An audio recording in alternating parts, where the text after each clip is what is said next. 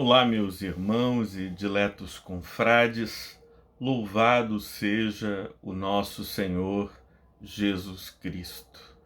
Estamos estudando o Evangelho de Mateus e hoje vamos nos deparar com um dos personagens mais importantes do início da história de Jesus. O seu nome é José. José era um carpinteiro que havia passado praticamente a vida inteira na cidade de Nazaré, onde de fato ele desposa uma moça chamada Maria, o que significa que eles estavam comprometidos e iriam casar assim que José tivesse os recursos necessários para pagar o dote de Maria e começarem uma vida juntos. O texto que vamos refletir é este que aparece a partir do versículo 18 do primeiro capítulo do Evangelho de Mateus. O nascimento de Jesus Cristo foi assim. Maria, a sua mãe, estava comprometida para casar com José. Mas antes de se unirem, ela se achou grávida pelo Espírito Santo. José, com quem Maria estava para casar, sendo um homem justo e não querendo envergonhá-la em público, resolveu deixá-la sem que ninguém soubesse. O que aconteceu? Ele foi informado, talvez pela própria Maria, de que ela estava grávida. Qual a conclusão óbvia que qualquer pessoa teria? Se ela está grávida, é porque ela se deitou com um outro homem e desse ato resultou a gravidez. É uma situação muito difícil porque uma relação como esta seria considerada adulterina e o adultério era punido em Israel com apedrejamento até a morte. Então o texto nos diz que José, sendo um homem justo, ou seja, José compreendendo as leis e as normas de seu tempo, ele, mais do que justo, sendo amoroso e misericordioso, ele decide deixar Maria secretamente. Porque quando viesse a notícia da gravidez, as pessoas imaginariam que ele é que engravidou Maria e fugiu. E ele é que seria alguém tido por indigno e a honra de Maria poderia ser preservada de algum modo. Por isso o plano de José é fugir de Nazaré sem dizer nada a ninguém, assumindo, chamando para si toda a responsabilidade daquilo que ele imagina ter sido um equívoco, um erro de Maria, ter se deitado com outro homem. Até aquele momento ele não sabia que esta gravidez havia acontecido em decorrência da operação miraculosa do Espírito Santo. Então o versículo 20 diz: enquanto ele refletia sobre isso, eis que lhe apareceu em sonho um anjo do Senhor dizendo: José, filho de Davi, não tenha medo de receber Maria como esposa, porque o que nela foi gerado é do Espírito Santo. Ela dará à luz um filho, e você porá nele o nome de Jesus, porque ele salvará o seu povo dos pecados deles. Ora, tudo isso aconteceu para que se cumprisse o que fora dito pelo Senhor por intermédio do profeta.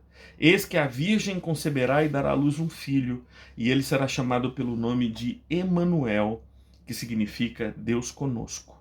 Quando José despertou do sono, fez como o anjo do Senhor lhe havia ordenado e recebeu Maria por esposa. Porém, não teve relação com ela, enquanto ela não deu à luz a um filho, a quem pôs o nome de Jesus. E aqui eu aprendo com a vida e a atitude de José 3 lições importantes para a minha alma. Em primeiro lugar, nós devemos abrir espaço em nossas vidas para os sonhos de Deus, ainda que isso frustre os nossos próprios sonhos.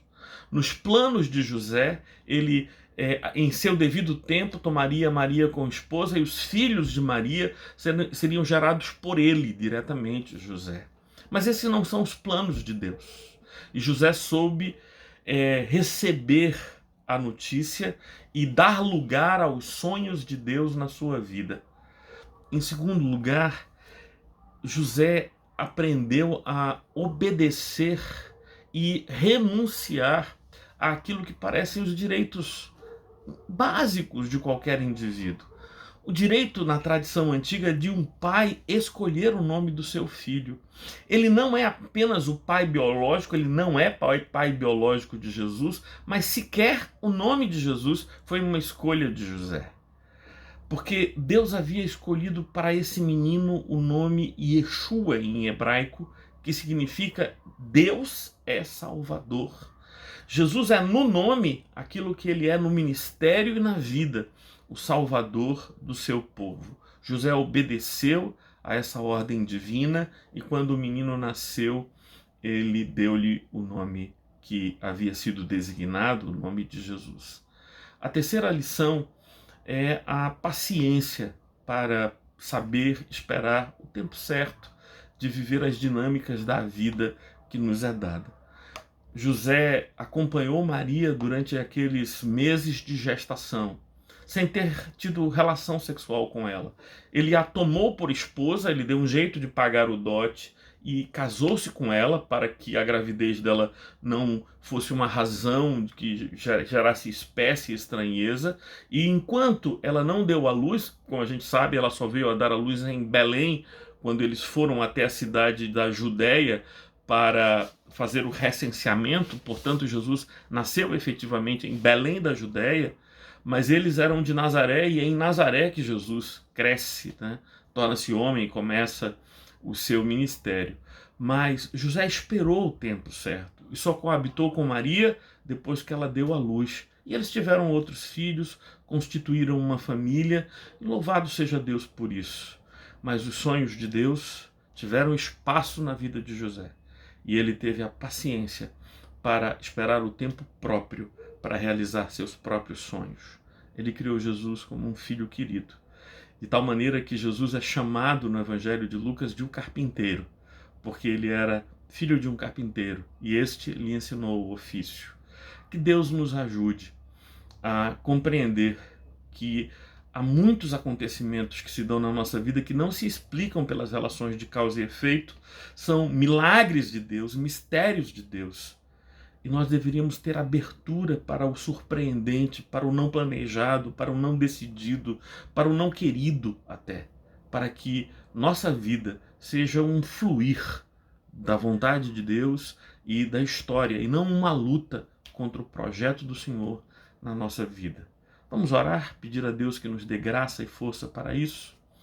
Ó Deus eterno, muito obrigado, Senhor, porque Tu és Deus amoroso e misericordioso. Obrigado por José, que abriu espaço na sua vida, na sua história, nos seus planos para a Tua vontade.